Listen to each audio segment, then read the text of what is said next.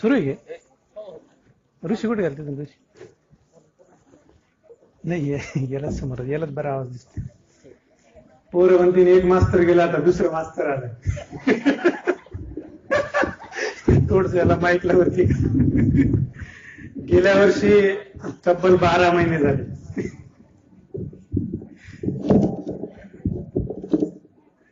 गेल्या वर्षी पहिली शिवजयंती या ठिकाणी साजरी केली. जिजाऊ माँसाहेबाच्या कृपेने मला परम भाग्य लाभलं या ठिकाणी यायचं. तरुण मुलं आहेत. आज जे कीर्तन तुम्ही कॅन्सल केलं आणि हबप गायकवाड महाराजांचं कीर्तन ऐकायची आता वेळ आली. बरेचसे श्रोते मंडळ उठून गेले.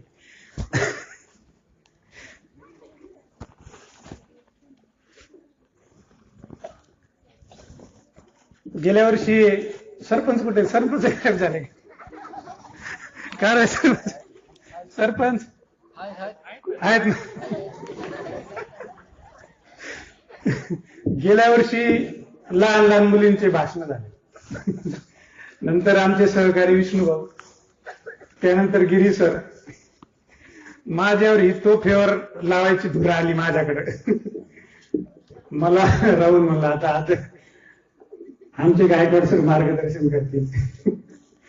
मार्गदर्शन करायला काही तो धंदाच आहे आमचा दिवसभर शिक्षकाचा. परंतु मार्गदर्शन ऐकायची मानसिकता राहत नाही. खरंय खोट आहे. आता इतक्या वेळापासून आपण बसलेलो आहोत. मला थोडं माईकच जरा हे काहीतरी अडचण वाटेल मला. नाही ते हात बांधून राहतात ना मग. बस बस बस बस नाही बरं आहे आता. नाही राहू द्या बरं नाही आता राहू नाही बसत आहे. तुम्ही काय करा 5-10 मिनिटांनी वापस या. गेल्या वर्षी असाच किस्सा झाला होता. या वर्षी आता मला सुरुवात करायला वाटलं की असं हसूनच घ्यावा एकदा मोकळं. तुम्ही सगळे रिलॅक्स व्हा. बाथरूमला जाऊन या टेन्शन घेऊन. आज कीर्तन नाही ना. मी सुद्धा म्हणजे सकाळी एकदा नाश्ता या ताई खूप हसताय त्याच्यामुळे मला तर अजूनच हसू यायला. दुपारी जेवण केलं. मग असे आमच्या सौभाग्यवतीचा फोन आला. तो आलाय महाराज या जेवायला तुमची पूर्वी थांबले. कान तृप्त झाले. वर यायला मी आता इथं बसलेली शिक्षक मंडळी सुरुवात करण्याअगोदर थोडा परामर्श करतो. गिरी सर एका मोठ्या विचारवंतांनी म्हणलेले तेवढं वाक्य सांगतो मी. तो मला शिकायचं होतं. माझे जे सहकारी बंधू पलीकडे उभे, तुम्ही अलीकडे या बाथरूमला वर जाऊन आले रिलॅक्स बसा. अर्ध्या 1 तासामध्ये आपण हे व्याख्यान संपू. सरपंच झाले जीवा. राहुलजी कसं आहे की ज्यावेळेस आपण व्याख्यान आयोजित करतो कार्यक्रमाचे 2रं वर्ष आहे. जो कोणी प्रमुख व्याख्याता असतो किंवा इथं या ठिकाणी आदरणीय वासुदेव महाराज बसलेले आहेत, अजून रामानाचार्य मंडळी असेल, सर्वसाधारणपणे ऐकण्याची मानसिकता 1 ते 1.5 तास असते. आणि आम्हाला जे काही सांगायचं असतं नवीन गावात, मी यावर्षी खरोखर येणार नव्हतो. परंतु गेल्या वर्षी 10 मिनिटं वेळ मिळाली. मी अंधार होता. मी बोलायला सुरुवात केली. 1-2 जण उठले. मी म्हणलं आता गायकवाड महाराज तुमचा आठा. तुम्ही उपाशी, समोरची जनता उपाशी. आणि उपाशी पोटी काही डोस चालत नाही आपल्याला. डॉक्टर सुद्धा उपाशी असे बोलतो खाऊन घे तेव्हा इंजेक्शन देऊ. आता आमचे इंजेक्शन तुम्हाला टोचायचे त्याला काहीतरी वेळ पाहिजे. आता वेळ ऍक्च्युअली होऊन गेलेली, वेळ संपलेली. पुढच्या वर्षी मी येणार नाही, दुसरा व्याख्याता पाठवेल. आता जो काही आपल्याला अर्धा तास वेळ शिल्लक की मी तुम्हाला खरोखर कळकळीने विनंती करतो की शांत चित्ताने ऐका. जे मला सांगायचंय, रात्री आम्ही अकोलीत होतो. अतिशय सुंदर नियोजन की 2 मिनिटांमध्ये सर आता इथं लोक बसलेले, बरेचसे वारकरी संप्रदायाचे भक्तगण होते. आजी एकदम निवांत बसायचं काय कीर्तन सुरू, काही टेन्शन नाही. काही आता मागे जे काय आमचे विष्णू भाऊ असतील, गिरी सर असतील, यांनी जेवढा तोफाचा मारा केला मला माहिती. पोरं बदली झाले. त्यांना वाटलं एखादा गोळा येऊन लागत काय. मला वाटलं विष्णू भाऊचं एखादी बंदुकीची गोळी सुटली काही पोरं काही ताण घेऊन. माझ्या व्याख्यानामध्ये तुम्हाला काही वाटणार नाही, काही ताण येणार नाही. सरपंच बाजूला बसले, त्यांनी मला ऐकलेलं आहे त्या अगोदर, त्याच्यामुळे काही ताण येणार नाही. जरी तुम्हाला भूक लागली असेल तर मी उपाशी पोटी घरून या ठिकाणी आले, आष्टीवरून जायकवाडीवर माझं घर आहे, तुमच्या सेवेसाठी आले. आणि म्हणून तुमची मला सेवा करायची शब्द सुमना नाही. मी फार मोठा ज्ञानी, तुम्हाला वाटलं खूप मोठं टक्कल पडलंय मास्तरला, खूप ज्ञान असेल. टक्कल पडलेलं माणसं ज्ञानी असं काही नाही. आमच्या वाटमारीनं सुद्धा आमच्या गंगूनाही टक्कल, म्हणजे मला असं म्हणायचं नाही ते माझ्यासारखं ज्ञानी नाही म्हणून, थोडंफार ज्ञान आहे आम्हाला. मस्त घरी जाऊन त्यांच्या ताई म्हणतील कष्ट म्हणजे सर तुम्हाला माझं बी असे काही ताण घेऊ नका, एकदम रिलॅक्स बसा. नवरदेव तुम्ही एकदम रिलॅक्स बसा, समोर या बरं तुम्ही असे इकडे समोर या. तर तुमच्या सरांची इच्छा आहे का आता सुरू करायची? समोर बसलेले असे मोकळे चाकाय बसा. झोप आली तरी अशी जांभ देऊ नका. फक्त गेल्या वेळेस मला झोप येऊ लागली, म्हणजे आता काय बोलायचं आपण. त्याच्यापेक्षा गाडी किक मारली. राहुल भाई म्हणला आपल्या मतदारसंघातलं प्रसिद्ध नाव आहे आणि भारतातही प्रसिद्ध राहुल द्रविड आहे की नाही प्रसिद्ध. तसेच आपले अजून राहुल गांधी, राहुल ताई मंडळी, माझ्या आई मंडळी, आजी मंडळी, तुम्ही एकदम निवांत बस. कीर्तन सेवेला आज पूर्ण विराम दिलेला ना. मी असं समजतो पांडुरंगाच्या कृपेने ती कीर्तन सेवा माझ्याकडे आलेली. माझा घराणा सुद्धा वारकरी संप्रदायाचा आहे. त्यामुळे आपण थोडस विचार मंथन करूया. मला तुमच्याशी काय हितगुज साधायचंय हे बघूया आपण. जी काय ऋषी कुठे गेला? रंगात इकडे ना, तुझे केसाचा रंग पाहिला माझा जरा जोरवार बोलायला इकडे. काय काय काय रंग घेतो काय माहिती. शिवजयंती 16 फुलवाडी. मुलांना तुम्हाला झोप आली, राहुल भैयांनी तर गाड्या टाकलेल्या, रिलॅक्स झोपायचं. एक मास्तर गेलं, दुसरं मास्तर आलं, काय सांगत होते सकाळी एकमेकाला स्टोऱ्या सांगत, बिनधास्त, असं काही नाही. आणि काहीच नाही करमला, एखादा समजा प्रश्न मी उपस्थित केला आणि काही अडचण आली, ताईंना सुद्धा सांगतो की शुक्रवारी बाजारला आल्यानंतर तुम्हाला वाटलं सर त्या दिवशी तुम्ही असं काहीतरी सांगत होते, त्याचं जरा उलगडा करून सांगा. क्लासवर या, माजलगाव रस्त्याला तिथं क्लासेस आहेत माझे, मी तुमच्या मनातली शंका दूर करेन. कारण दिवसभर सकाळपासून शंका दूर करायचंच आम्ही काम करतो. सरपंच तुम्ही जागे आहेत ना, रिलॅक्स. त्यानंतर गजू भाऊ सरपंच हे आमच्या चळवळीतले कार्यकर्ते. चला वळूया मुख्य विषयाकडे. आणि टाईमनुसार पुन्हा नसताना माय आज कीर्तन गेलं, त्या महाराजाऐवजी दुसराच महाराज आला, त्यांनी नीट झोर पण काढला, असं तसं काही होणार नाही. 9:19 झालेले. अलाराम सेट करतो. सरपंच सांगा किती वेळ बोलू? 1 तासानंतर मलाच उठावं लागेल, मला जायचंय आता. 10 वाजेपर्यंत, म्हणजे फक्त 40 मिनिटं आपण या ठिकाणी प्रवचनाची, व्याख्यानाची किंवा पांडुरंगाच्या कृपेने कीर्तन रूपी सेवा सुरुवात करू. बरोबर 40 मिनिटाचा मी अलारामच सेट करतो, म्हणजे तुम्ही मोकळे, मी मोकळा. नसता मॅडम म्हणून काय लयच रमले तिकडे फुलवाडीला, लय फुलं भेटले काय तुम्हाला, असं काय होऊन तुम्ही दरवाजा उघडा म्हणून टाइम सेट करतो. करू ना गिरी सर, करू टाइम सेट? गिरी सरने हातच जोडले. चला टाइम सेट केला 40 मिनिटासाठी.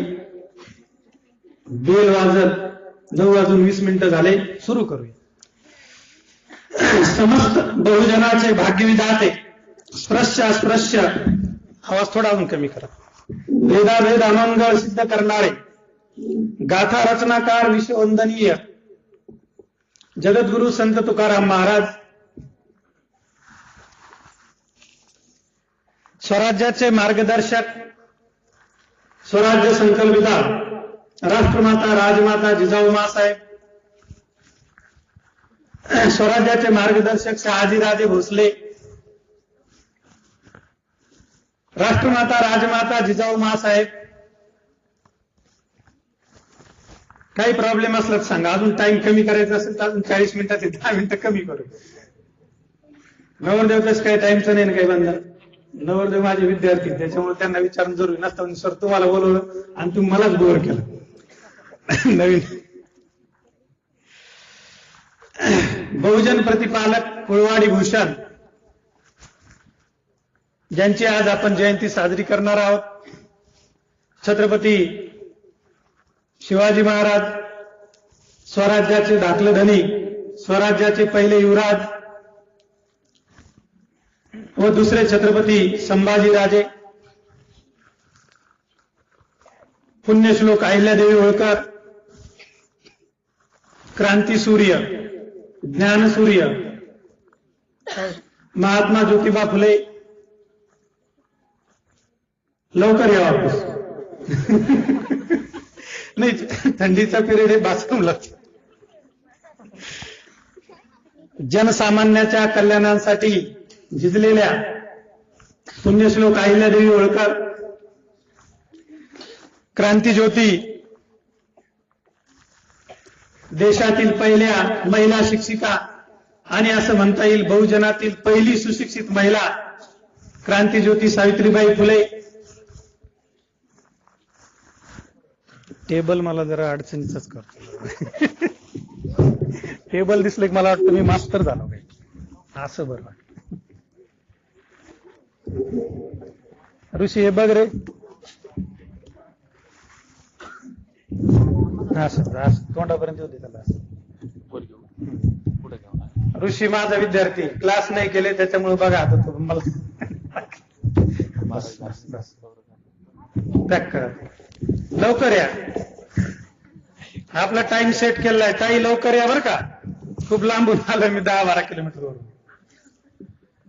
क्रांतीज्योती सावित्रीबाई फुले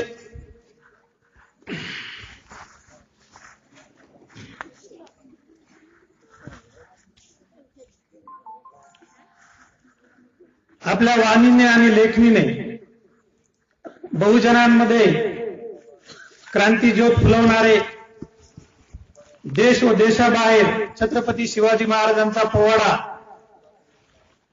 दुरितांचे दुःख नेणारे अण्णाभाऊ साठे, ज्ञानसूर्य, क्रांतीसूर्य, विश्वरत्न, भारतरत्न डॉक्टर B.R. आंबेडकर या सर्व महान विभूतींना मानाचा मुजरा करून आज आपण सर्वजण या ठिकाणी राहिलेल्या 30 मिनिटांमध्ये ही व्याख्यान रूपी सेवा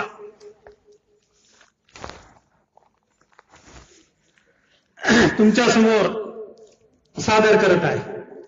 या कार्यक्रमासाठी उपस्थित असलेले गावचे सरपंच महादेवजी वाघमारे, उपसरपंच कृष्णाजी मोठे, माझ्यासोबत आलेले 9 तरुण युवक व नेतृत्व, रवी भैया सोळंके ब्राह्मणवाडीकर, तालुका उपाध्यक्ष युवा मोर्चा भाजप, माझ्यासोबत आलेले बालाजी मोठे सर स्वराज्य कॉम्प्युटर, त्यानंतर लोणीचे उपसरपंच, या भागातील प्रसिद्ध असे व्यक्तिमत्व गजूभाऊ यादव लोणीकर,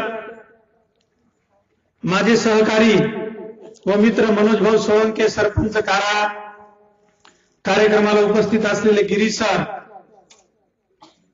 माझे परिचित असलेले डॅशिंग घुगे सर, बापू सर, त्याचबरोबर सन्माननीय आदरणीय वारकरी संप्रदायाचे सेवक हरिभक्त परायण वासुदेव महाराज अफजल, नेहमी संपर्कात असलेले पंचायत समिती सभापती माणिकदादा वाघमारे, या ठिकाणी रामानाचार्य उपस्थित असतील ते, त्यानंतर रंगनाथराव राऊत ग्रामपंचायत सदस्य,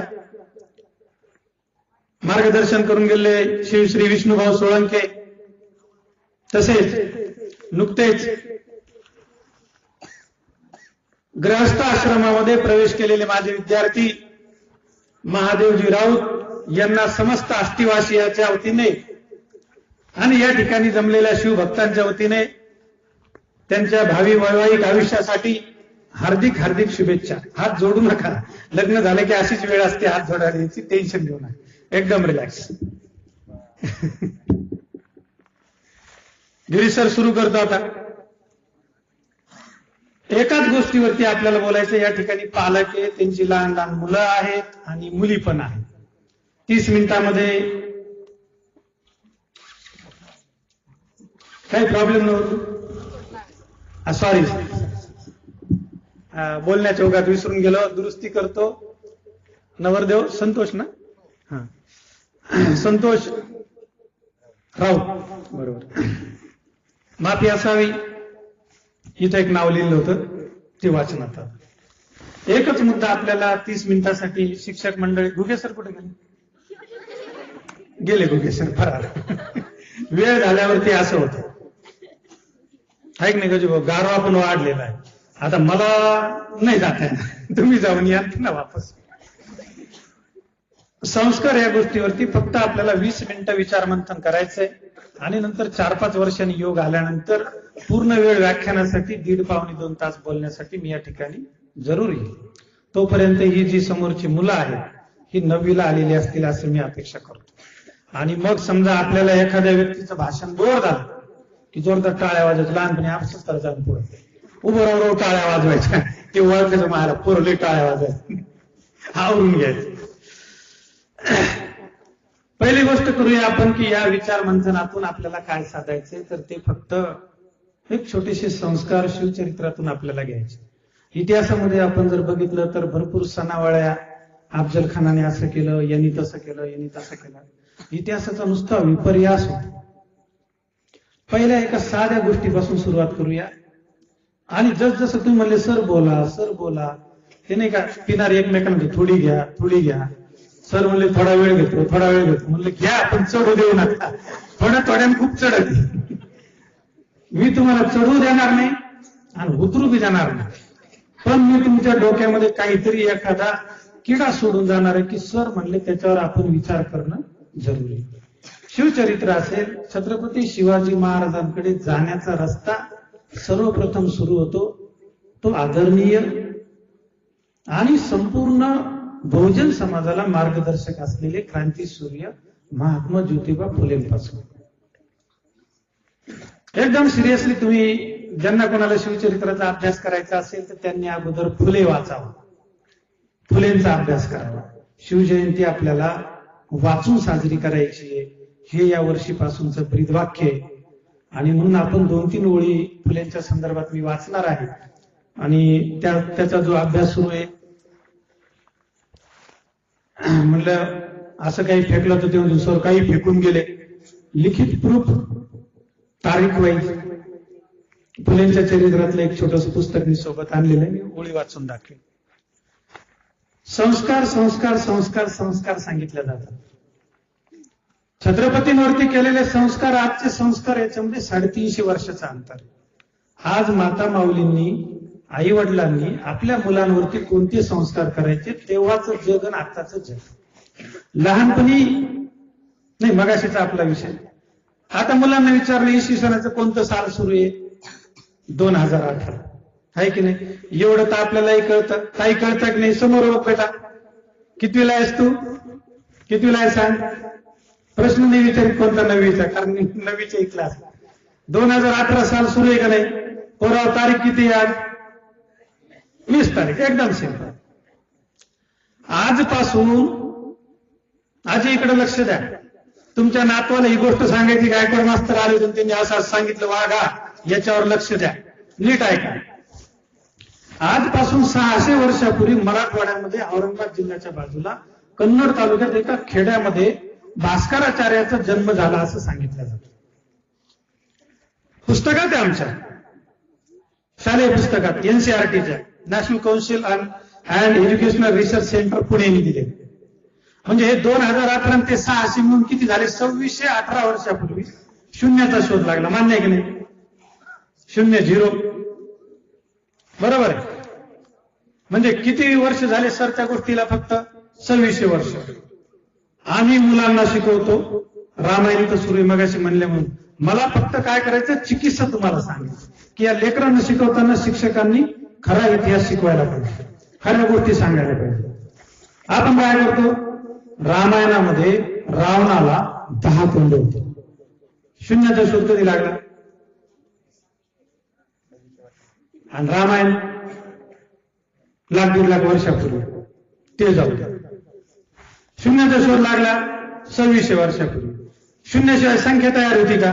एक नुसतं चिंतन बरं का, याच्यामध्ये काय चिंतन फक्त. रामायण आपण सांगतो 1,50,000 वर्षापूर्वीच.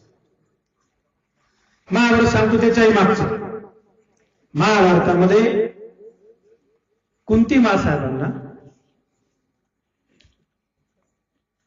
कुंती का कुंतीच कौरवांची महाराज, कौरवांच्या आईचं नाव काय? गांधारी. 100 पुत्र होते. 2600 वर्षापूर्वी शोधलं तर त्यावेळेस 100 पुत्र कसे मोजले? दुसरी घटना, शिक्षक आम्ही शिकवताना आणि आयांनी सुद्धा आपल्या मुलांवरती, म्हणजे संस्कार का सांगतोय मी, की खरं मुलांना सांगा. आताचा जमाना कोणता आहे? लहानपणी आपल्याला शाळेमध्ये, आता माझं वय वर्ष 46 चालू, ताई काही ताण घेऊ नका, रिलॅक्स बसा, कोणालाही बाथरूम जायचं जाऊन या. आपली वेळ किती मिनिटं ठरलेली? 40 मिनिटं. त्याच्यावरती तुम्ही जर बोलले सर एक शब्द बोला, मी बिलकुल बोलणार नाही, पाणी सुद्धा पिणार नाही, नीट घरी निघून जाईल. लहानपणी आम्हाला पुस्तकात गोष्ट होती, उन्हाळ्याचे दिवस, सुगीचे आता सुरू होती. लहान मटका होता. शिक्षक लोक, आमचे शिक्षक शिकवायचे आम्हाला. मी जास्त शाळा केली नाही, शाळेच्या बाहेरच जास्त शिकायचो. माझ्या मुलालाही मी आठवड्यातून एखाद दिवस शाळेत पाठवतो. ज्यांना ज्यांना आयुष्यात पुढे जायचं ना, त्यांनी जास्त दिवस शाळेत जायचं ना. माझ्या मुलाला तेच पांडुरंगात शपथ घेऊन, जिजाऊ मासाहेब शपथ घेऊन सांगतो, त्याला आग्रह करत नाही पहिलीपासून. तो एक किस्सा घेतो, नंतर या किस्स्यावर येतो. 3रीला असताना माझ्या चिरंजीवन अचानक एक दिवशी पेपर वाचला. मी 11:30ला पहिली शिफ्ट आटोपली, घरी आलो आणि वरंड्यात जेवत बसलो, ते बाजूला बसलेलं होतं. तिने पेपर उघडला, गिरी सर, वाचायला लागलं. व्हायला म्हणलं काय कमाल झाला, मला तर 7वीपर्यंत वाचताच येत नव्हतं. हात धुतलेला तसंच राहू दे, ताट झाकून ठेवलं, पेपर मी त्याला कडेवर घेतलं, शाळेत गेलो. घराच्या मागे शाळा, तमन्ना मॅडम तिथं शिकवायला. तमन्ना मॅडम म्हणलं मॅडम तुम्ही काय सर कसं काय शाळेत आले, काही तक्रार आहे? म्हणलं तक्रार आहे, हे अर्थ वाचायला कसं काय लागला? पांडुरंग माझं आराध्य दैवत आहे, राष्ट्रमाताची जिजाऊ साहेब माझ्या आई, त्यांची शपथ घेऊन सांगतो माझ्या जीवनातला किस्सा. मॅडम म्हणले वाचायला कसं काय लागलं? सर म्हणून चांगलं झालं ना. अहो म्हणलं पण हा 3रीला वाचायला लागला, तुम्ही कोणते प्रयोग केले याच्यावर? मला 7वीपर्यंत वाचता येत नव्हतं. म्हणे सर झालं काय? म्हणलं मी याला आतापर्यंत हातात लेखणी सुद्धा धरायला सांगितली नाही, अक्षर सुद्धा गिरवून घेतलं नाही, आणि हा अचानक वाचायला कसा लागला? आता माझ्या बरोबर शिकलेलं आपल्याला माहिती, आपल्याला शिक्षक लोक त्या पाठीवर थुका लावू लावू अ आ इ उ क ख ग घ च छ ड लिहू लिहू लिहू लिहू त्या शाळेमध्ये त्या छड्या खाऊ करून हे इथं मारतात ना, इथं जायचं. घरात घडलेला किस्सा. तो वाचायला शिकला याचा अर्थ त्याला तसं वातावरण निर्मिती केली. आज आपण हो महाराज 20च मिनिटं सांगा, मला ऐकायचं. घरात तशा पद्धतीची वातावरण निर्मिती करायची.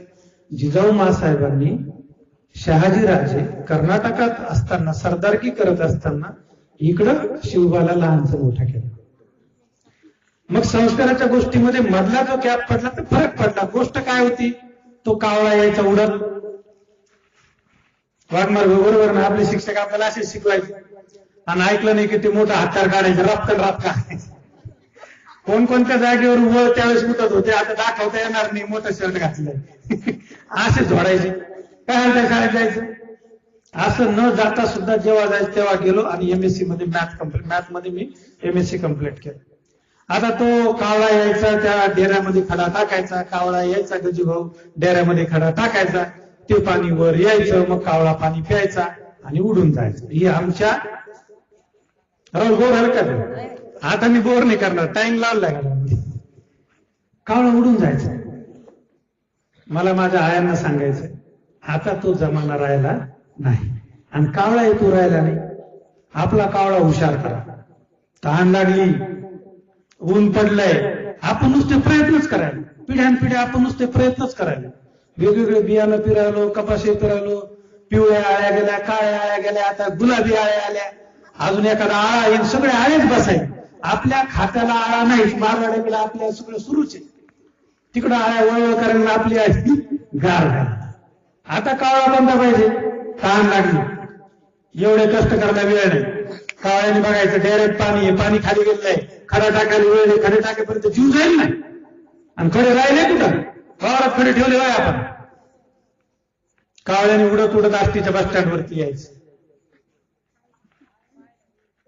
कोल्ड्रिंक हाऊसच्या बाजूला कोल्ड्रिंक हाऊस असते, तिथं स्ट्रॉ पडलेले असते, ते नळी निवडायचं, नळी आणायची, त्या डेऱ्याच्या काठावर बसायचं, नळी टाकायची, गुटू गुटू गुटू गुटू पाणी प्यायचं.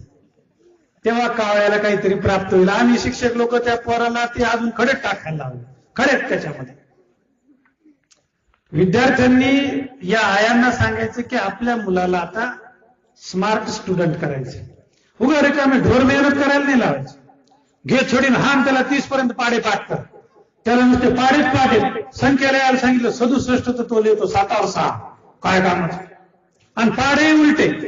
लहानपणी मी विचार करायचो, शिक्षक म्हणायचे आमचे ठोंबे गुरुजी, वियामांडा तालुका पैठण जिल्हा औरंगाबाद मध्ये, एकावर एक 11.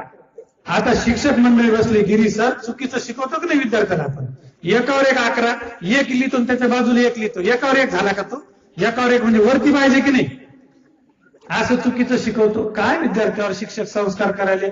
आयांची ही जबाबदारी जिजाऊ साहेबांनी ते स्वतः संस्कार केले छत्रपतीवरती. हे सगळं फेकाफेकी वागा. शून्याचा शोध कधी लागला आणि तू कोणाचे मुंडके मोजायला लागलास, नीट हे कर. शाळेतली गंमत सांगितल्या जाते, कीर्तनातून, कथेतून, व्याख्यानातून. सकाळी सकाळी मराठीचा तास येतो, मराठीचे शिक्षक पुस्तक उघडतात, ज्ञानेश्वर माऊली असं असं झालं, चांगदेव महाराज समोरून आले वाघावर बसून, ते म्हणले हो इकडे. ज्ञानेश्वर माऊली म्हणले येतो. ज्ञानेश्वर माऊलीने त्या भीतीला टाच मारले, म्हणजे चल पुढं. भीत लगे पुढं पुस्तकातल्या गोष्टी तर भीत पुढे निघाली. ही आपली नवीन बांधली नाही, नसतं अब्दलचीच भीत पुढे जायची, दुसरी कोणाची ऐक पडकी भीत गेली पुढं. माऊलींचा मला फार आदर आहे. मी स्वतः वारकरी संप्रदायाचा पैकी मी टीका करत नाही. इथं शिक्षक आणि आया बहिणींना, माझ्या माऊलींना सांगतो की खरं चिकित्सक बुद्धी विद्यार्थ्यांना शिकवा, तर आपले विद्यार्थी स्पर्धेमध्ये टिकतील. आता चांगदेव महाराज वाघावर बसायचे, हातात नाक घ्यायचे, 1400 वर्ष जगले. तुम्ही झोपले नाही कोणी जास्त. रात्रीचा बाबाचा कीर्तनकारापेक्षा खतरनाक होता. याला 10 वर्ष बोलू नका आपल्याकडे पुन्हा. आणि वाघावर बसले. मग आता आपल्याला त्या दम नाही राहिला वाघावर बसायचं. आणि माऊलींनी भिंत चालवली, मराठीचा तास संपला. मग विज्ञानचे आमच्यासारखे फार टकले टुकले मास्तर येतात, अरे वा दे विज्ञानचं पुस्तक. म्हटलं पुस्तक घ्यास. गिरी सरने पुस्तक उघडलं, विज्ञानचा तास सुरू, भौतिक शास्त्र. न्यूटन म्हणला, Santoshrao, Newton's law of motion, each and every particle of matter in our universe doesn't displace from its original state of rest until and until external force applied on it. Isaac Newton म्हणला. त्याचंही 17व्या शतकात छत्रपती शिवाजी महाराजाबरोबरच 17व्या शतकात तिकडं संशोधन सुरू होतं. तो म्हणला की या सृष्टीतील कुठलाच पदार्थ बाह्य बल प्रयुक्त केल्याशिवाय हलणार नाही. पोरग म्हणतो गिरीश्वर म्हणाले ते खरं, सकाळी गायकवाड सर म्हणाले ते खरं पहिल्या तासातलं. गायकवाड सर म्हणले भिंत तराट पडते. गिरीश्वर म्हणते बिलकुल हलत नाही. पोराचा फ्यूज उडला. कुठून आपल्याकडे स्पर्धेमध्ये पोरं टिकणारे आपले खेड्यापाड्याचे. तिसरं उदाहरण घेऊया. आता नवीन फॅड निघाला. ए ताई ऐक, इकडे बघ बाई, इकडे बघ, लक्ष दे. फुकटमध्ये ना नुसतं ऐकायचं, मा एवढ्या लांबून आलंय सांगायला. आता नवीन फॅड निघाला इंग्लिश स्कूलचं. गजू एखादी संस्था नाही इंग्लिश स्कूल तुमची, नसतं सरने आम्हाला सोडली. तसं काय नाही, कोणाची इंग्लिश स्कूल असेल स्वतःची तर माफी मागतो. आता कोणाचे पोरं असतील इंग्लिश स्कूलला, कौतुकाची गोष्ट आहे. आता इंग्लिश स्कूलमध्ये गेले, इकडे नाही कोणाचे नसतं. सर म्हणते ना आज मास्तरवरच घसरायला. कसं काय? त्रुटी सांगतो की संस्कार कसे करायचे. जिजाऊ साहेबांनी इतिहासामध्ये जे संस्कार केले ते संस्कार ना आताचे संस्कार, याच्यामध्ये माता सर्वात मोठी जबाबदारी कोणाची? स्त्रियाची सर्वात मोठी. म्हणून हे हितगुज आपल्याला साधायचं. पोरग इंग्लिश स्कूलला जातं, गेल्यानंतर तिथल्या मॅडम 10वी 12वी पास किंवा ग्रॅज्युएट असते. त्यांना मुलांना तुमच्या कुणी आहे का इंग्लिश स्कूलला? आहे का? घेऊ नका, बिंदास सांगायचं. बिलकुल मला बिलकुल भ्यायचं नाही ना कोणी. खूप चांगलं, आयुष्यात खूप पुढे जातात बेटा. त्या मॅडम त्या 4 रेगी वही COW. पोरग किती वर्षाचं आहे? 3 वर्षाचं. नवरदेव लक्ष द्या. COW, काऊ म्हणजे गाय.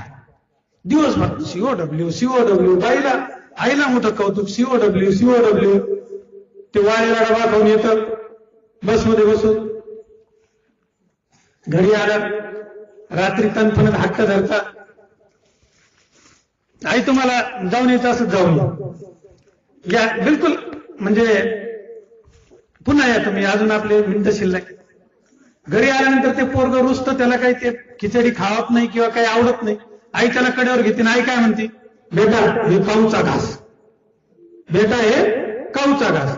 सकाळी मॅडमनी काय सांगितलं मास्तरनी? काऊ म्हणजे गाय, 4 पायाची, उडत नाही, 2 शिंगाची. आणि रात्री आई काय सांगायली? काऊचा घास, काऊचा घास, हा चिवचा घास. पोरग लहानपणी 3-4 वर्षाचं असतं म्हणतो मला आई म्हणाली ते खरं का मॅडम म्हणाली ते खरं? अशी आपली गल्लत व्हायला दोघांच्या सिच्युएशन मध्ये. आणि या ठिकाणी बसलेले, समजा आज आपण शेतीमध्ये होरपळून निघालो, अनंत अडचणी येतात. बोंडाळीमुळे पार आपले बोंड वाळून गेले, काही राहिले नाही. मी शेतकरी आहे, मागच्या 7-8 पिढ्यापासून खानदानी शेतकरी, मला याचे दुःख माहिती. माझी शेती महाराष्ट्रामध्ये येवला तालुका आहे. येवला तालुक्यामध्ये उपतालुका आहे निफाड. येवला माझा मतदारसंघ. येवल्यापासून जवळ छोटस गाव विठ्ठलवाडी, त्या ठिकाणी माझी 12 बागायती शेती. 12 बागायती शेती. तरी परंतु आम्ही 4 भाऊ, 4 वेगवेगळ्या क्षेत्रामध्ये. आमच्या सर्वांच्या मिसेस त्याही सुशिक्षित आहेत, त्याही शिकलेल्या आहेत. थोडक्यात 2 मिनिटं माझं घरचं पुराण बाजूला ठेवून शेतीला आपल्याला इतर जोर द्यायचे. आज हे काही आपल्यावरती अशा आपत्ती येतात. आपत्ती आल्यानंतर सर्वात जास्त त्रास कोणाला होतो? महिलांना होतो सर्वात जास्त. आता या त्रासातून मुक्ती मिळण्यासाठी बऱ्याचदा आपण बेजार होतो. असंच एकदा पडकी विहीर होती आणि एक मरतुकडं उपाशी गाडा होता माझ्यासारखं. कुठंच गवत सापडा, इकडं तिकडं व्हा करत करत गेलं, त्या पडक्या विहिरीमध्ये जाऊन पडलं. गाडव कोणासारखं होतं? म्हणा तुमच्यासारखं. चान्स आला की सर्व बोट लावून घ्या, म्हणा तुमच्यासारखं. पोरं सुसंस्कृत आहेत, म्हणा ना. पडलं. जीवनात अडचणी येत असतात. बोंडाळीने जरी आपलं शेत उद्ध्वस्त झालं असेल, तरुण मुलं माझ्या उजव्या बाजूला बसले, तुमच्या जीवनामध्ये असे प्रसंग येऊ शकतात. लक्ष द्या. आता गाढव पडलं. शेतकऱ्यांनी विचार केला. शेतकरी हुशार होता, गजूभाऊ सारखा. शेतकरी म्हणला आपल्याला ही पडकी विहीर बुजवायची. त्याने आरडाओरडा सुरू केली, माझं गाढव विहिरीत पडलं रे, गाढव विहिरीत पडलं रे. आजूबाजूला लोक आले. ते म्हणले गजूभाऊ गाढव पडलं विहिरीत तुमचं? हा. ते म्हणे आता हे वर काढून काय उपयोग नाही, मरायला झाले. आपण काय करू? हे मेलं तर उगा सडल, वास सुटल, याला पुरून टाकू. आणि अशा मोकर कामाला लय लोक. आता माझ्या भगिनी शेतामध्ये काम करत असतात ना, जे शेतकरी आहेत ना, आपल्या मराठवाड्यातले शेतकरी. मी मराठवाड्यातली भाकर खाऊन लहानचं मोठं झालो. मी टीका नाही करत, परंतु 8-10 दिवस मी दिवाळीच्या सुट्टीत, उन्हाळ्याच्या सुट्टीत गावाकडे जातो ना. तुमच्यापैकी आता आपल्याकडे 2 व्हीलर आणि 4 व्हीलर आले. जे नाशिक जिल्ह्यात जातात, येवल्याच्या पुढे तुम्ही जर बघितलं ना, आपल्या इथं शहरातले जे बंगले आहेत का, ते तिथं खेड्याने उभे. कधी बी तुम्ही नाशिकला जाताना बघा, द्राक्षाचं बागान बंगले. तुम्ही म्हणता सर तुमचे किती? माझे पण आहेत, माझ्या कुटुंबाचे. पण आम्ही तिथंही डोकं लावलं, जिथं आपण राहतो तिथं बांधलं. महाराष्ट्रातल्या मेट्रोपॉलिटन सिटी जेवढे मोठमोठे पांडुरंगाच्या कृपेने सगळ्या ठिकाणी आमचे बंगले. जाऊ द्या बंगल्याचा विषय. मग कधी भाऊ हुशारच, नावच गजानन म्हणल्यानंतर गणपती हुशारी असणार. आणि मोकर आजूबाजूला आपल्या शेतकऱ्याचा विषय चालला होता. बायको रोजकरणी त्या खुरपी देत आणि हा नुसता बांधावर उभा राहून हेरदाऱ्या मारतो. मी म्हणतो 200-250 रुपये मजुराला द्यायचं आपलं, त्याने बी कपडे बदलायचे. मी कशामुळे सांगतो? इनोवामधून शेतकरी दोघं नवरा बायको येते. ती सनकोट घालती, हा पॅन्ट काढून ठेवतो, बनियान घालतो, चड्डी घालतो, शेतात राबतो द्राक्षाच्या बागावरती. मजुरीचे 300 रुपये वाटते. पुन्हा कपडे बदलतो, इनोवात बसतो, पत्नी तो घरी जातो. आपल्या इथं काय होतं मराठवाड्यामध्ये, तुम्ही शेतकरी आम्ही शेतकरी, आम्हाला लक्ष द्या तुम्ही रविवारी. आपण बांधावर जातो ना, आपण कामच करत नाही, आपण नुसतं देखरेख करतो. कारण देखरेख करणं हे सुद्धा एक काम असं आपण समजतो. पण आपण जर कामाला भेटलो तर कामाचा जोर वाढेल की नाही? निश्चित जोर वाढेल.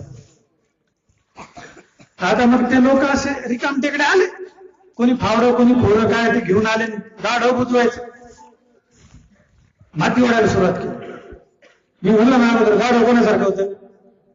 माझ्यासारखं. गाढवीचा आग्रह होता, पण त्याच्यात हुशार होता. मातीचे ढेपशे पडले की गाढव काय करायचं? त्या मातीवरून उभं राहायचं. पुन्हा माती येऊन पडली, आता माझा लाला येऊन पडायचा. ज्यांना माहिती नव्हतं, ज्यांनी बाप्पा गायकवाड महाराज कीर्तन ऐकली ते मेले, फाशी घेतले गाढवासारखं. अरे आपत्ती येऊन पडली, त्या आपत्तीवर उभं राहायचं. मातीचे ढेपशे पडले, गाढव त्याच्यावर उभं. पुन्हा माती टाकली, गाढव त्याच्यावर उभं. पुन्हा माती टाकली, गाढव त्याच्यावर उभं. पुन्हा माती टाकली, गाढव त्याच्यावर उभं. असं करत करत ती विहीर भरली. कशाने? गाढव चालत निघून गेलं ना, मग आपण जाऊन द्यायचं. जर 18,000 कोटी रुपये बुडून जर नीरव मोदी पळून जातो, 4 लाख कोटीचं कर्ज बुडून विजय मल्ल्या पळून जातो, आपल्याला सावकाराचं 1.5-2 लाख रुपये बुडून पळून जायला काय हरकत आहे? पळून जायचं, कमवायचं, वापस यायचं ना. पुन्हा त्याच्या दारात जाऊन उभं राहायचं, पुन्हा तुझे पैसे द्यायला, हे 1.5 लाख 2 लाख घे, कमवायचं, जीव कशाला द्यायचा? माझ्या शेतकरी बांधवांना, जे शेतकरी होण्याच्या याच्यामध्ये आहेत त्यांना सांगतो, आपत्ती आली द्यायचं. आलं का लक्षात? आलेला दिवस निघून जात असतो आणि आपण आपले ओसरी पाहून पाय पसरायचे. आता मुलांकडे वळू. मुलं काय रिकामा शो, कंपनी सुद्धा मिस कॉल देत नाही. सर्व होऊ नका, काय का 10 मिनिट शिल्लक. आणि ते पोरग आई बापाकडे हात पाहतो, मला मोबाईल घ्या पप्पा, मला मोबाईल घ्या. काय आला मोबाईल घ्या? दमडी कमवायची अक्कल नाही, दमडी. छत्रपतीला जिजाऊ साहेबांनी नांगरायला लावली, नांगरायला. छत्रपतींना जिजाऊ साहेबांनी गोरगरिबांच्या लेकरांसोबत खेळायला लावलं. ते मोठ्या सरदाराचे पुत्र होते. ते कधी पन्हाळगड जिंकेपर्यंत मेन्यामध्ये बसले नाही, पालखीमध्ये बसले नाही. आणि आपले पोरं 10वीला आले आणि बापही कौतुकाचे, बाप तर एवढे इष्टमन कलरचे तयार झाले. पोरांनी काही म्हणायचे आत त्याला वस्तू हजार. स्वराज्याचा संदेश कोणता आहे? तुला जे पाहिजे ते मार्गदर्शन घेऊन तू ते मिळव. आज मुलांना आपण हार्डशिप कोणतीही दिलेली नाही. पोराला कॉलेजला जायचं, लगेच त्याला गाडी. काही घरात अरे तुला चप्पल नव्हती, पोराला गाडी कशाला देतो? आता जे कोणी गाडी वापरतात तर त्यांच्यासाठी सांगायला लागलो की बाबा स्वतः कमवा, एकदा पायी जा आणि खूप प्रयत्न करावे लागतात. जीवनामध्ये यशस्वी व्हायला 1-2 दिवसाची गोष्ट नाहीये. 7 वर्षापासून एक मुलगा प्रयत्न करायचा. 7 वर्षापासून घरची एवढी गरिबी, या दिवसात सुद्धा त्याच्या घरामध्ये लाईट नाही. आता आली लाईट 2-3 महिन्यापूर्वी. दिवसभर काम करायचे. आष्टीमधलं गटार 20 रुपये खेपेनी भरायचे. किती रुपये खेपेनी? 20 रुपये खेप. आष्टीतलं गटार भरायचं. एवढी गरिबी. शेती नाही, वावर नाही, काही नाही. आई बापांनी दररोज मजुरी करायची, यांनी मजुरी करायची. असं करत करत त्यांनी लालबहादूर शाळेमध्ये 12वी पर्यंत शिक्षण घेतलं. जे जे पुस्तक मिळालं, काही गणित आडलं त्यांनी येऊन विचारावं, सर हे गणित कसं, ते गणित कसं.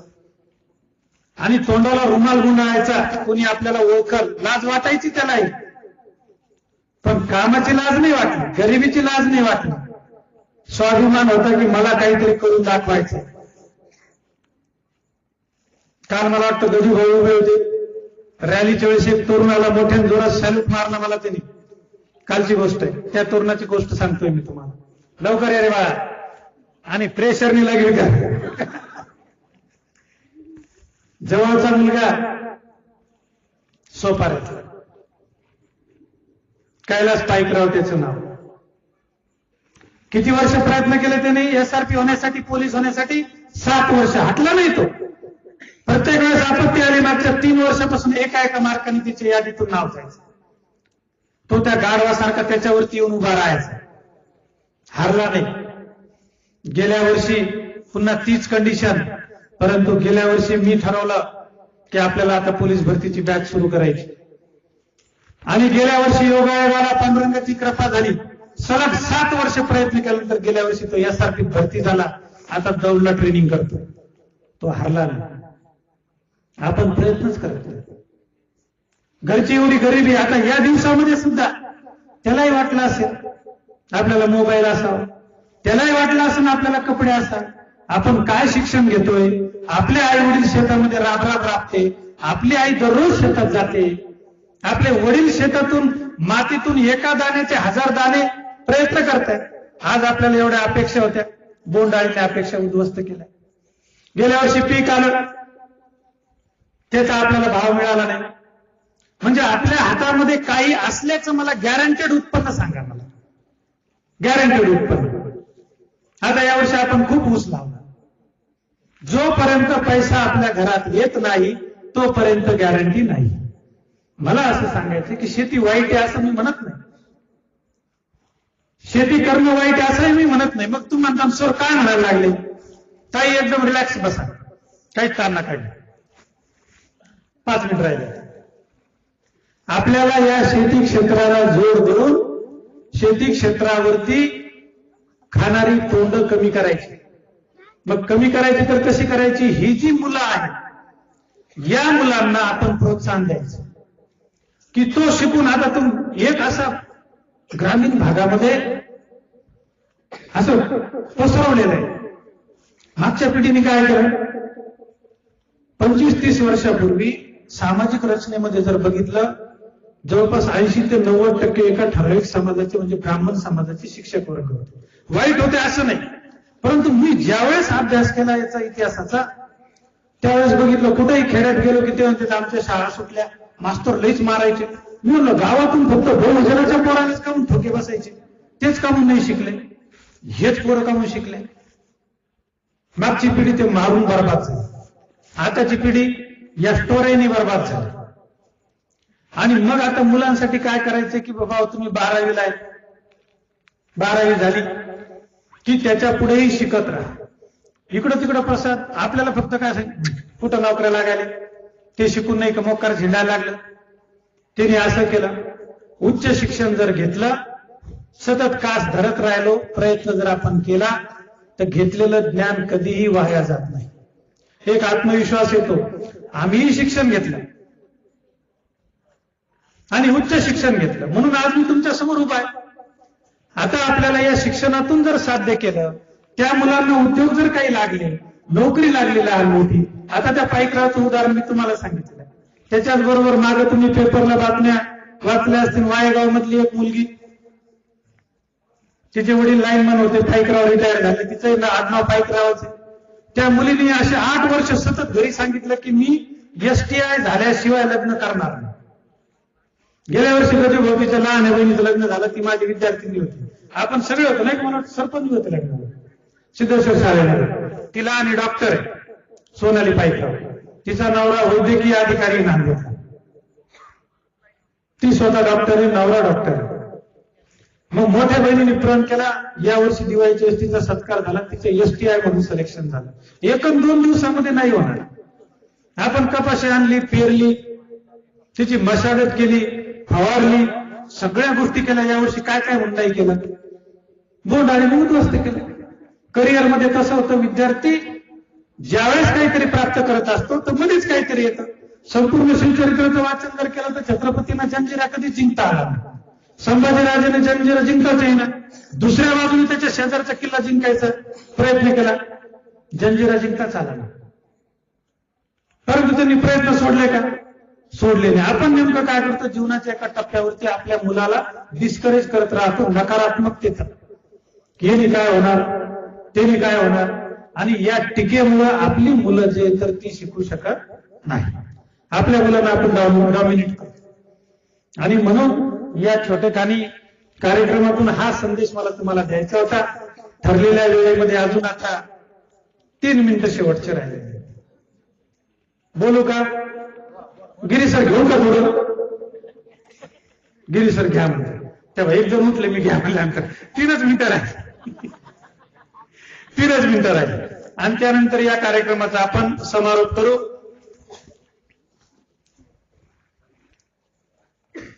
चार मिनिटं बाकी, 9:56 झाली. एक पुढचा किस्सा घेऊ तरुणांसाठी.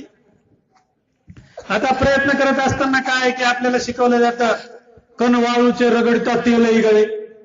आता तसं राहिलेलं नाही. तेल गळे नाही, तो माणूस गळे. उगा रिकामे प्रयत्नच करायचे का? बहुजन समाज, आपल्या स्त्रिया प्रयत्नच करून राहिल्या नुसत्या. त्यांच्या डोक्यावरचे पिढ्यानपिढ्या भारे गेलेच नाही पळाटीचे, तुराट्या गेल्याच नाही झाडाच्या, सफर गेलेच नाही, पत्र गेलेच नाही. आज्याचे हाल तसेच, बापाचे हाल तसेच, आपले हाल तसेच, पोरायचे हाल तसे. हे कुठंतरी बदलायचं.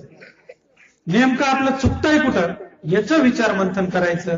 आणि ह्या छोट्या छोट्या मुलांना जे शिकत आहेत या सगळ्यांनी एकमेकाची बोटं धरून प्रबोधनाच्या माध्यमातून लहान मोठ्या अभ्यासिका तयार करून की नेमकं आपलं होतंय का, एकमेकाला धीर देऊन. आज जसे एका जागेवरती आपण सर्वजण आलो, वेगवेगळ्या जयंत्या आपल्याला साजऱ्या करायच्या. मगाशी मी तुम्हाला महात्मा फुलेंबद्दलचं म्हणलं होतं की शिवाजी, छत्रपती शिवाजी महाराज जर समजून घ्यायचे असेल तर अगोदर तुम्हाला महात्मा फुले वाचावं लागेल. आता महात्मा फुले वाचण्यासाठी सर आम्ही काय वाचायचं? जागेतलं सर्वजण. 10 वाजायला 2 मिनिटं बाकी. गणिताचा शिक्षक आहे, सगळं मोजत राहतो. महात्मा फुलेंचं एवढं एक सांगतो की कोणते पुस्तकं वाचायचे. धनंजय कीर लिखित महात्मा फुलेंचं आत्मवृत्त आहे, ते वाचा. आणि एकदा की ते तुम्ही वाचलं एका बैठकीमध्ये तर महाराज आपण देवाला नमस्कार करताना 10दा विचार करू. महात्मा फुलेंनी काय भोगलं? मगाशी मी म्हणलं होतं नाचून नाही तर कशी साजरी करायची? वाचून. 3 किस्से मी महात्मा फुलेंच्या जीवनातले सांगतो तुम्हाला. आणि एक 5 मिनिटं वेळ तुमच्याकडून वाढवा घेतो. याच्यावर विचार मंथन करा.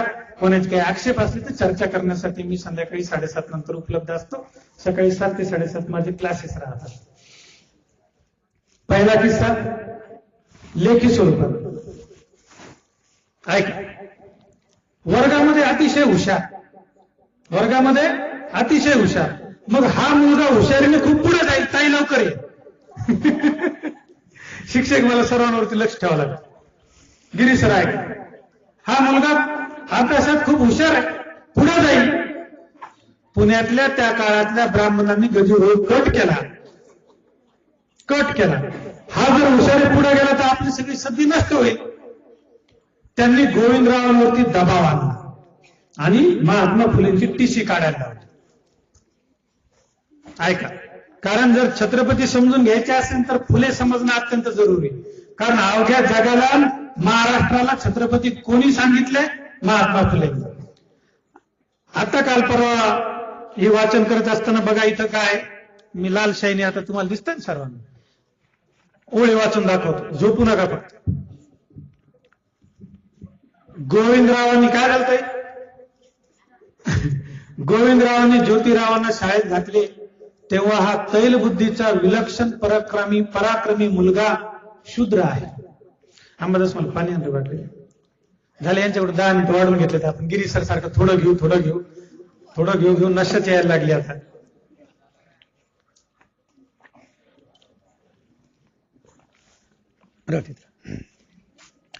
गोविंदरावांनी ज्योतिरावांना शाळेत घातले तेव्हा हा तैलबुद्धीचा विलक्षण पराक्रमी मुलगा शूद्र आहे म्हणून गोविंदरावांच्या पाठी लागून, चला आले का?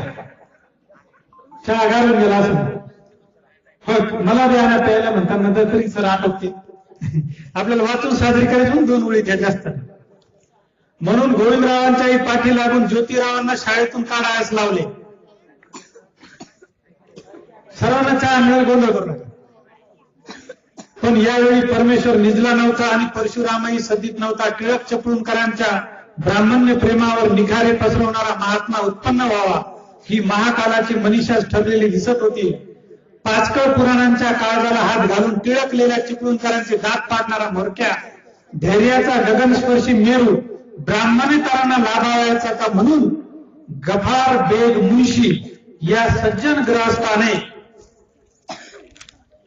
मन वळविले आणि वयाच्या 15व्या वर्षी ज्योतिरावांना पुन्हा शाळेत घातले. कितव्या वर्षी? 15व्या वर्षी. का तर ज्योतिराव अभ्यासात खूप हुशार होते आणि ते पुढे जातील. आजही आपल्या ज्योतिरावांची अशीच कथा केल्या जाते. घरातून भावकीतून त्याला सांगितलं जाते की तुला शिकून कुठं नोकरी लागणार, आणि म्हणून मग आपले मुलं पाहिजे तेवढा अभ्यासात लक्ष देत नाही. हा एक ज्योतिरावांच्या जीवनातला किस्सा. दुसरा किस्सा सांगितला जातो. मित्राच्या लग्नाची वरात होती. ज्योतिरावांनी हे कार्य का उभं केलं? ब्राह्मण मित्र होता, वरात होती. वरात चालू असताना इतरांच्या लक्षात आलं की ब्राह्मणांच्या या वरातीमध्ये एक शूद्र ज्योतिराव आपल्या बरोबरीने चाललाय. वरातीतून ज्योतिरावांना हाकलून दिलं. ज्योतिरावांनी त्याच्यावरती अभ्यास केला आणि अभ्यास करत असताना मग मूळ पुरुष काय, याच्या मागची प्रेरणा आणि का आपल्याला जयंती साजरी करायची. ज्योतिराव रायगडावरती गेले. छत्रपतींची समाधी शोधून काढली गिरीसर त्यांनी. समाधी पाण्याने धुवून काढली. आजूबाजूचे जंगली फुलं आणले. त्या ठिकाणी समाधीवरती फुलं व्हायला ज्योतिराव खाली झुकले. तेवढ्यात पाचाडून परत खालचा ब्राह्मण भट आला रायगडावर धापा टाकीत आणि त्या समाधीवर पाय देऊन उभा राहायला म्हणला, कोण बघा हो बाजूला, अगोदर माझी दक्षिणा दे. उगाच ज्योतिरावांनी एवढं मोठं समाजकार्य केलं नाही. कुठंतरी आपल्याला दागणी लागली पाहिजे, आपल्याला अपमानाची जाणीव झाली पाहिजे, त्याच्यातून आपण पेटून उठायला पाहिजे. म्हणून दरवर्षी अशा पद्धतीने विचार मंथन होणं अत्यंत जरुरी आहे. आणि म्हणून ज्योतिराव समजावून जर घेतले तर आपल्याला शिवाजी महाराज समजून घेता येते. तिसरी घटना सांगता येते ज्योतिरावांच्या संदर्भामध्ये घडलेली. सावित्रीबाई फुले आणि ज्योतिरावांच्या संदर्भामधली तिसरी घटना आपल्याला हे म्हणजे शिक्षक लोक किंवा इतिहासामध्ये हे सांगतच नाहीत आपल्याला की अशा पद्धतीने घडलाय. म्हणून ज्योतिरावांवरती एक खटला दाखल केला. ज्योतिरावांनी सत्यशोधक समाजाची स्थापना केली. हा, मी पण फास्ट घेतो, तुम्ही चहा द्या आणि मी चहा पण आवडतो. खटला दाखल केला. काय तर म्हणे सत्यशोधक समाजाची स्थापना झाली, ज्योतिराव लग्न लावायला लागले. जसं आता आमचे सरपंच मनोजी सोळंके, माऊली सोळंके आणि आमचे कानवटे सर शिवधर्म पद्धतीने लग्न लावतो. मग ज्योतिरावांनी सत्यशोधक समाजाची स्थापना केली. सत्यशोधक समाजाचा इतिहासामध्ये फार त्रोटक उल्लेख आलेला आहे. एकदा का तुम्ही ज्योतिराव फुलेंचं आत्मचरित्र सत्यशोधक समाज वाचला की तुम्ही म्हणता सर गायकवाड बाबा तुम्ही पुन्हा वापस आम्हाला एकदा व्याख्यान द्यायला या, पण अगोदर ते तुम्ही वाचा, पुस्तकं स्वतः विकत आणा आणि त्याचं पारायण ठेवा. त्याचं काय ठेवा? तुम्ही पारायण ठेवा. आणि मग 1-2-3 वर्षानंतर मग मला म्हणा सर आमचं मस्तक सशक्त झालेलं आहे म्हणून. कधी? जर तुम्ही क्रांतीसूर्य ज्योतिबा फुलेंचं आत्मचरित्र वाचलं तर. मी त्याही पुढे जाऊन सांगेन की तुम्ही 100 वेळेस विचार करता की मी या देवाला नमस्कार करू किंवा नको. अरे मला चहा द्या ना. वागावं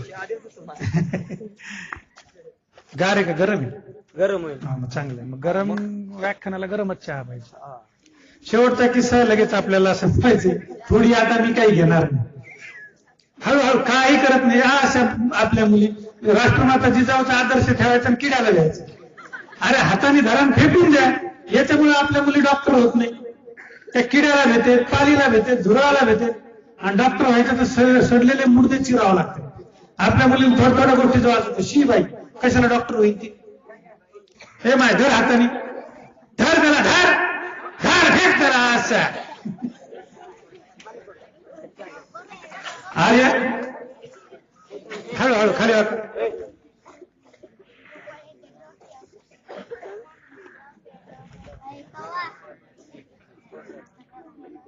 झालं. निश्चितच आताच सरपंचांनी आपल्याला सूचना दिलेली, जर तुम्हाला महात्मा ज्योतिबा फुलेंच्या समग्र आत्मचरित्राचं जर पारायण करायचं असेल तर मी सुद्धा तुम्हाला योग्य तो वेळ देऊन त्या संदर्भात दररोज अर्धा तास जर तुम्हाला ऐकायचं असेल, आमचा तर तो विषयाचा अभ्यास आहे. आमच्यावर किती उपकार आहेत क्रांतीसूर्याचे ते सांगायला हा जन्म पुरणार.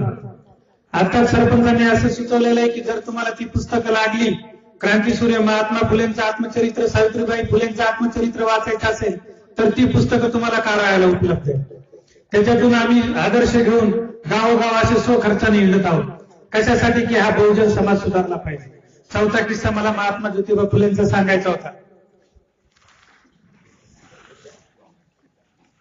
झोप येऊ देऊ नका, झाले फक्त 10 वाजले, 5 मिनिटं तुमच्याकडून मागून घेतले होते. आता आर्य समाजाची स्थापना केली महात्मा ज्योतिबा फुलेंनी, लग्न लावायला सुरुवात केली. पुण्यातले ब्राह्मण म्हणले जे तुकारामांना छळलं होतं. गाथेचा अभ्यासक या नात्याने गाथेतले अभंग वाचल्यानंतर माझ्या लक्षात येतं की ते सांगायचा विषय जाऊ द्या. आता पुढे जे काय घडलं आपल्याकडे सांस्कृतिक अत्याचार पुण्यातूनच घडले. कारण छत्रपतीचं बालपण पुण्यात गेलं, महात्मा फुलेंचं बालपण आणि कामगिरी जीवन पुण्यामध्ये गेलं. हे सगळं पुण्याशी संबंधित कार्यक्रम. आर्य समाज स्थापना केली प्रार्थना समाजाची आणि लग्न लावायला सुरुवात केली. पुण्यातल्या ब्राह्मणांनी इंग्रज सरकारमध्ये खटला दाखल केला की एक शूद्र व्यक्ती, कारण पुराणामध्ये आता वासुदेव महाराज या ठिकाणी बसलेले आहेत, इथं महाराज आहेत, समोर महाराज बसलेत. 350 वर्षापूर्वी मला सांगा पुराणामध्ये कोणत्या जातीचा उल्लेख आहे? एकाही जातीचा उल्लेख नाही. वरती ब्राह्मण, वैश्य, क्षत्रिय, शूद्र, मराठा नाही, माळी नाही, कुणबी नाही, धनगर नाही, कोणीच नाही, कोष्टी नाही, रांगारी नाही, महार नाही, मातंग नाही, बौद्ध नाही, कोणीच नाही. आम्हाला नावच नव्हतं. स्वराज्यानंतर नाव आलं. खटला दाखल केला की हा शूद्र माणूस लोकांचे लग्न लावतोय, याला अटकेत टाका. आता इंग्रज न्यायाधीश सगळे पुरावे सादर केले. पुण्यातले 15-20 लोकांचे लग्न लावले. आता इंग्रजांना काय माहिती? त्यांच्याकडे ते फादर लग्न लावतो, 2 जण जातील तिथं, ते वाचून दाखवतो, हे त्याच्या पाया पडते, त्याच्या पाया पडायचं काहीच नाही, हे त्याच्या छातीला, ते त्याच्या छातीला हात लावून झालं लग्न त्यांचं. आपल्यासारखे गोड वाजवत गाजवत पत्रावळ्या उचले. न्यायाधीशांनी निकाल दिला. महात्मा फुलेंना कोर्टात उभं केलं की तुम्हाला आता लग्न लावता येणार नाही. लग्न लावायचा अधिकार कोणाचा आहे? ब्राह्मणांचा. महात्मा फुले म्हणले ठीक आहे न्यायाधीश महाराज, तुमचा निर्णय मला मान्य, पण मला एक सूचना करायची. त्यांनी काय हरकत नाही, करा. म्हणे आता लग्न मी लावले तर मला तुम्ही शिक्षा द्यायला. ब्राह्मणांचं असं म्हणणं आहे की लग्न मी लावल्यानंतर दक्षिणा त्यांना नेऊन द्यायची. म्हणजे लग्न लावायचे कोणी? फुलेंनी आणि त्यांच्या सहकारी मंडळीने. आणि त्या लग्नाची दक्षिणा कोणाला नेऊन द्यायची? घरी, ब्राह्मण. आजही आपण तसंच करतो. सत्यनारायण घरी घालतो, शिदा खाली खोबरे वाटे कोणाला नेऊन देतो? ब्राह्मण. माझे दुश्मन नाही, एकदम जवळचे मित्र आहेत. उद्या सकाळी तुम्ही मुंजीला जाणार आहे शिरूरला, मित्राच्या मुलाच्या मुंजीच्या, आणि ते आपल्या कार्यक्रमाचा अभ्यास काल जोशी काकू होत्या. दुश्मन नाही कोणी, सत्य सांगतो. आजही आपण तेच करतो. सत्यनारायण गुंडातून कुठं नेऊन देतो? ते आला नाही तर तो घरी घेऊन उत्तर पूजा दिलंच नाही.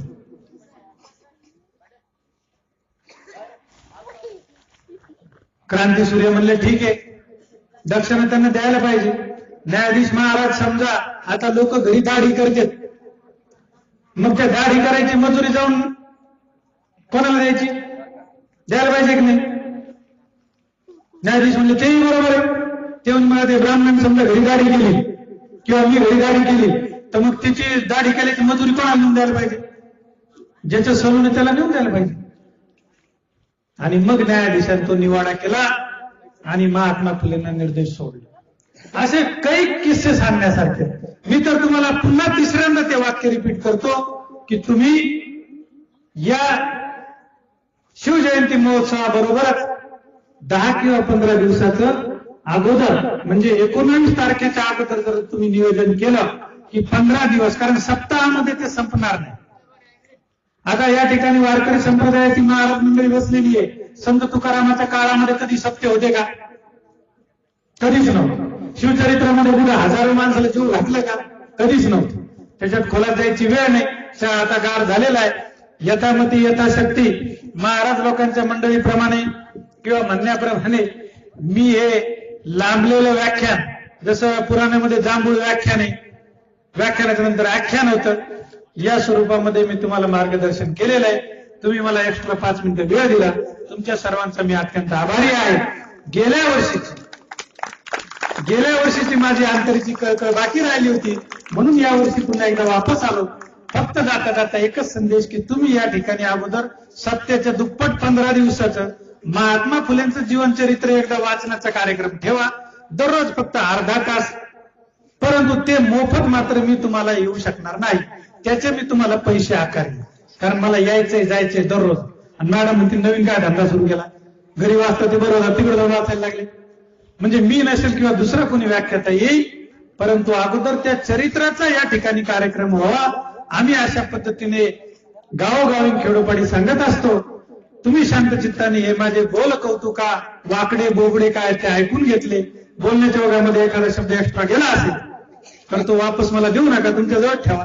4-5 वर्षांनी पुन्हा भेट झाल्यावर मला हे का सर मास्तर लईच बोलला तू, अगोदर गिरी मास्तरने गोळीबार केला आणि नंतर तुम्ही स्टेनगन चालवली, आहे की नाही? काय बोर झालं पोराव तुम्हाला, काय अडचण असली, शैक्षणिक मार्गदर्शन असलं, तुम्हाला पुस्तकं कमी पडले, शैक्षणिक साहित्य कमी पडलं, तर बिनधास्त गायकवाड क्लासेस आष्टीवरती या. त्या ठिकाणी विद्यार्थ्यांना मदत केली जाते. व्हॉट्सअपच्या फेसबुकच्या माध्यमातून मी बहुतेकांच्या संपर्कात असतो. एक दिवसाआड क्लासच्या माध्यमातून गाथेतील दररोज गाथेतील एक अभंग मी व्हॉट्सअपवरती प्रकाशित करत असतो. त्यानंतर यापूर्वी वाघमारेजींना माहिती आहे, त्यांचा मुलगा माझ्याकडे क्लासला आहे. त्याचबरोबर याच परिसरातील मला वाटतं ज्ञानेश्वर वाघमारे नावाचा एक विद्यार्थी माझ्याकडे एकदम हुशार विद्यार्थी होता. मी माझा स्वतःचा स्वार्थ बाजूला ठेवला. त्याच्या पालकांना सांगितले की हा मुलगा हुशार आहे, याला औरंगाबादला ठेवा. त्याच्या क्लासची देखील सोय करून दिली. 1,60,000 रुपये त्या ठिकाणी गायकवाड क्लासेसची फी होती. मी सरांना विनंती केली आणि त्याची फी 50% म्हणजे फक्त गजूभाऊ 70,000 रुपयात मी त्याचं ऍडमिशन केलं आणि त्याला औरंगाबादला पाठवलं की हा विद्यार्थी हुशार आहे. मी जर स्वार्थी विचार केला असता, त्याला इथंच ठेवला असतं, तर 10वी-12वी 10-15,000 रुपये त्याच्या पालकांनी मला दिले असते. परंतु तो हुशार आहे. अशा बऱ्याचशा विद्यार्थ्यांना मी औरंगाबादला ऍडमिशन करून देत असतो. अशा मुलांना तुम्ही सर्वांनी शक्ती द्या, एकमेकाला नुसती प्रेरणा द्या. महिलांना मला सांगायचे की शेजाऱ्याचा मुलगा किंवा मुलगी शिकत असेल तर त्याला प्रत्येक वेळेस म्हणा हुशारेस बाळतो, दररोज अभ्यास करत जा. इथं व्यवस्थित पटांगणे सामूहिकरित्या संध्याकाळी जर तुम्ही म्हणजे माझ्याकडे तशी व्यवस्था असते अभ्यासिकेची, संध्याकाळी या छोट्या छोट्या मुलांसाठी एका पालकाने फक्त जबाबदारी घ्यायची. एकच पालकाने काय करायचं, संध्याकाळी 7 ते 9 2 तास अभ्यासिका ठेवायची. अशा चटाई अंतराच्या लाईट लावायची आणि एका पालकाने एक दिवस वाटून घ्यायचं. त्याने बसून राहायचं, मुलांनी नुसतं इथून अभ्यास करायचा. किती? 7 ते 9.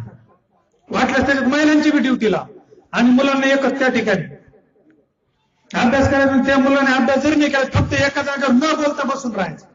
एकदा का त्याची बसायची क्षमता वाढली तर संतोषरावांना माहिती, स्पर्धा परीक्षेचा अभ्यास करत असताना 16 तास एका जागेवर बसून अभ्यास करावा लागतो. आपले पोरं एवढे चंचल आहे, मुली सुद्धा 10 मिनिटं जागेवर बसत. तुम्ही उद्यापासून जर हा उपक्रम राबवला, कुठेतरी बंदिस्त जागेवर एक अभ्यासिका केली, या ठिकाणी जेवढे 5वी ते 10वी 12वी पर्यंत मुलं आहे का, मुलींनी एका जागेवर बसून अभ्यास करायचा. घरी अभ्यासच होतो. घरी टीव्ही असतो, आपण थकून बागून येतो, रानातून टीव्ही लावतो, बातम्या बघतो, मालिका बघतो. पोरं आपल्या समोर जाऊन बसतात, आई ताट घेऊन आईच्या पुढे जाऊन पोरगं बसतं, रिमोट घेऊन ते चॅनल बदलतं. 7 ते 9 जर तुम्ही अभ्यासिका ठेवली, 6 वर्ष हा उपक्रम राबवा, निश्चितच या ठिकाणी अतिशय चांगले विद्यार्थी तयार होतील. राईट, एवढी एक सूचना करतो. एवढे बोलून मी माझे 2 शब्द संपवतो. जय जिजाऊ, जय शिवराय. तुमची आमचे नाते काय? धन्यवाद. पुढे उठायचं नाही, प्लीज 2 मिनिट. काय करायचं? हा मला वाटलं उठायचं नाही देऊन आता काय राहिलं बाबा, पुन्हा एखादं मास्तर येतं काय? नाही. धन्यवाद गायकवाड सर, हरिभक्त पारायणाचे आदरणीय गायकवाड सर. तसेच स्पेशल थँक्स म्हणून आमच्या विनंतीला मान देऊन आलेले आदरणीय विष्णुपंत सोळंके सर, आदरणीय गिरी सर. ते 2 मिनिट थांबा. कीर्तन झाला आता, कीर्तन झाला ना, 2 मिनिट थांबा. आदरणीय गजानन भाई लोणीकर, तसेच रामचंद्र चालेल. तसेच आमचे स्वराज्य प्रतिष्ठानचे पुण्याहून आवर्जून आलेले आमचे तसेच